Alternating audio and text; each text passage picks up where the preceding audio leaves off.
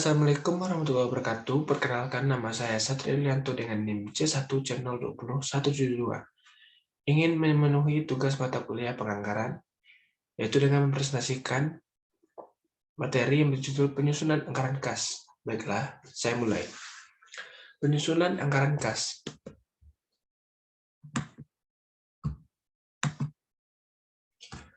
Materi yang saya bahas yaitu yang pertama, pengertian penyusunan anggaran kas, yang kedua, tujuan penyusunan anggaran kas, yang ketiga, kegunaan penyusunan anggaran kas, dan yang terakhir itu tahapan penyusunan anggaran kas. Yang pertama yaitu pengertian.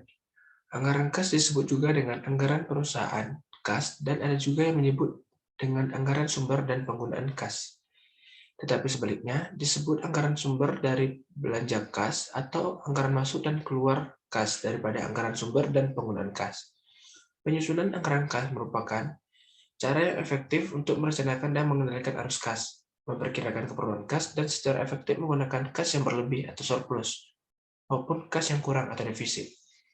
Anggaran kas adalah perencanaan mutasi dan posisi kas jangka tertentu, yang terdiri atas yang pertama, perencanaan penerima kas atau aliran kas masuk, yang kedua, perencanaan pengeluaran kas atau aliran kas keluar, yang ketiga yaitu penetapan sisa kas minimum.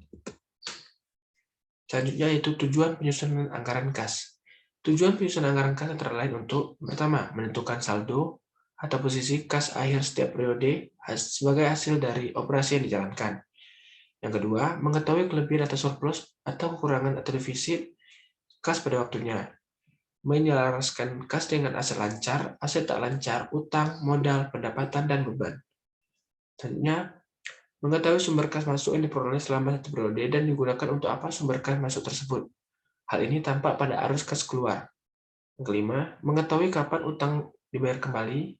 Yang keenam, menilai realisasi kas termasuk dan kas keluar agar dapat diketahui selisih realisasi dengan anggaran. Selisih menguntungkan atau selisih merugikan.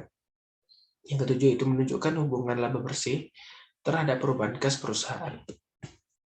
Materi selanjutnya yaitu kegunaan penyusunan anggaran kas.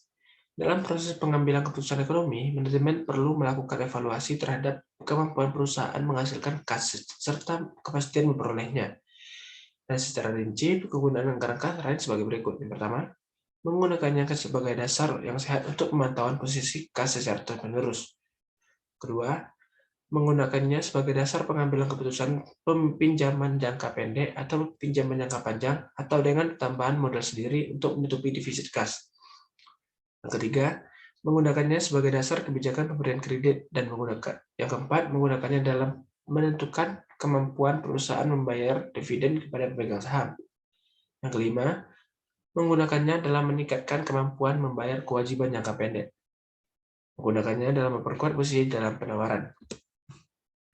Tahapan penyusunan anggaran kas. Tahapan penyusunan anggaran kas adalah sebagai berikut.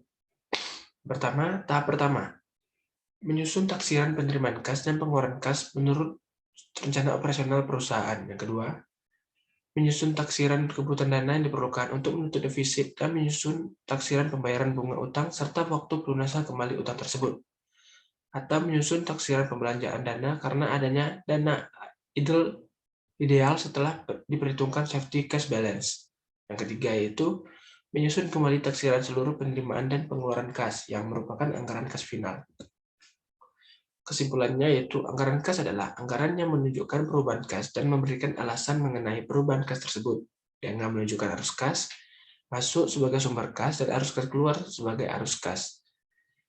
Digunakan sehingga tanpa kelebihan atau kekurangan kas dan saldo kas selama periode tertentu dari suatu organisasi. Sekian presentasi dari saya. Assalamualaikum warahmatullahi wabarakatuh. Terima kasih.